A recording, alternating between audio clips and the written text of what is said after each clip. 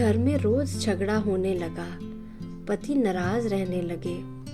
एक दिन तो बहुत ज्यादा झगड़ा हो गया और पति ने गुस्से में आकर कहा कि आज तुम फैसला कर लो कि घर में तुमको रहना है या नहीं। दिन में 3 बजे सेंटर पर गई और दादी प्रकाश मणि जी के सामने बहुत दुखी होकर सुनाया कि पति ऐसा कह रहा है, मैं कहाँ जाऊं। दादी ने समझाया, अरे तुमको घर में रहकर दुनिया के सामने आदर्श बनकर दिखाना है। अभी बाबा आते ही होंगे, उनसे मिलो। थोड़ी देर के बाद बाबा आए। मैंने बाबा के सामने भी खूब रोई। बाबा बड़े प्यार से माथे पर हाथ फेरा और कहा, बच्ची तुम शक्ति हो। फिर पूछा कि तुम कहाँ की शक्ति हो? गृहस्थी रूपी मैदान में रहने वाली शक्ति हो या मैदान छोड़कर भागने वाली शक्ति हो या विजयी बनने वाली शक्ति हो?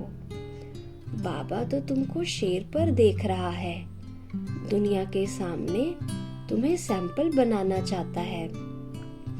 बाबा की इन बातों को सुनते ही मुझे अंदर अनुभव होने लगा कि बाबा मुझे शेरनी शक्ति के रूप में देख रहा है, मेरे ऊपर दुआएं बरसा रहा है और शक्तिशाली प्यार भरी दृष्टि दे रहा है। ऐसे भी महसूस हो रहा था कि मुझ में बाबा से आध्यात्मिक शक्ति का संचार हो रहा है।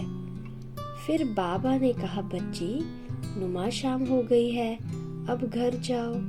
दादी जी से कहा, इनको टोली खिलाओ। फिर बाबा वहां से चले गए। दादी जी ने टोली खिलाई और कहा कि अब घर जाओ, सब ठीक हो जाएगा। मैं घर गई और घर के कामकाज करने लगी।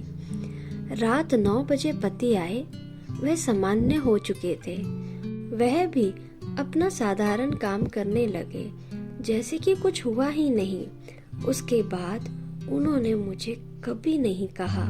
1 हफ्ते के बाद बाबा से फिर मिली।